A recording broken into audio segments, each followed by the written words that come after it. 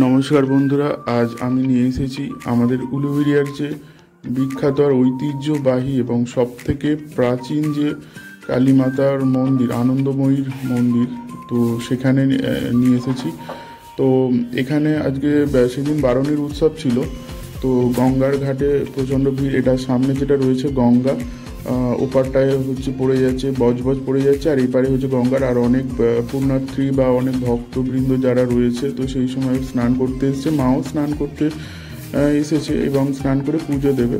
তো সেই জন্যই এসেছিল, সকালবেলা থেকেই সব ভিড়। আর যদি আমি দুপুরবেলা একটু এসেছি। আর এই হচ্ছে মাঠ, মেলার মাঠ। এখানে হচ্ছে মেলা বসে, অনেক দোকানপাট এখনও বসে আছে এবং আর এই মন্দিরে ঢুকলাম, প্রধান মন্দির আমাদের। এখানে দুর্গাপুজো হয়ে থাকে, প্রাচীন দুর্গাপুজো।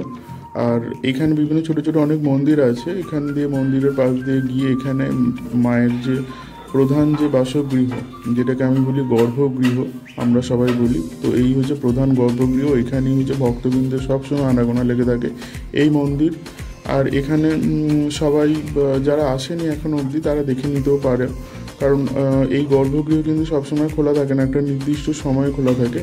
আর সেদিন সারাদিনই খোলা ছিল, কারণ শনিবারও ছিল, প্লাস একটা বারণের উৎসবও ছিল। আর সেই জন্য তো প্রচণ্ড ভিড় ছিল মন্দিরে, সবাই পুজো দিতে ব্যস্ত। আর এখানেই অনেক মহিলাদের একটা প্রবেশদ্বার রয়েছে, যেখান দিয়ে পুজো দেয়। পুরুষদের আলাদা রয়েছে। আমার মা পুজো দিয়ে বেরুলো, কারণ অনেক আগেই পুজোয় ঢুকেছিল। তো অনেকক্ষণ অপেক্ষা করছিলাম। তো এখানে অনেকে ভক্তরা পুজো দিতে ব্যস্ত। আমি একটুখানি যে বড় ঘন্টা রয়েছে বাজিয়ে দিলাম। তো এখানে সবাই ভক্তবৃন্দরা, এখানে বাচ্চাটি ঘন্টা বাজাচ্ছে।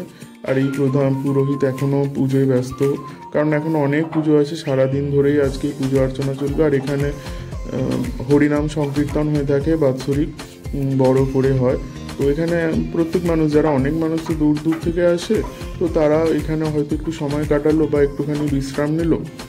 কেউ হয়তো সামান্য কিছু খাবার নিয়ে বসেছে, কেউ মোবাইল ঘাঁটছে, নানান রকমভাবে সময় কাটাচ্ছে। আর এখানে ধূপ আর মোমবাতি জ্বালিয়ে পুজো দেওয়ার পরে এখানে জ্বালিয়ে দেয়, তাকে ভগবানের নামে উৎসর্গ করা হয়। আমার মাও করছে আর আমিও করলাম শেষে। তো যাই হোক, এইখান থেকে ওটা আগে ভেতরে ছিল, এখন বাইরে হয়ে গেছে। তো এই হচ্ছে গ্যারেজ।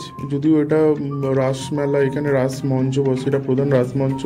আমরা গ্যারেজের জন্যই, গাড়িটা নেওয়ার জন্যই বেরোলাম। আর অবশ্যই আবার দেখা হবে। ভালো লাগলে সাবস্ক্রাইব করে দেবেন। ধন্যবাদ।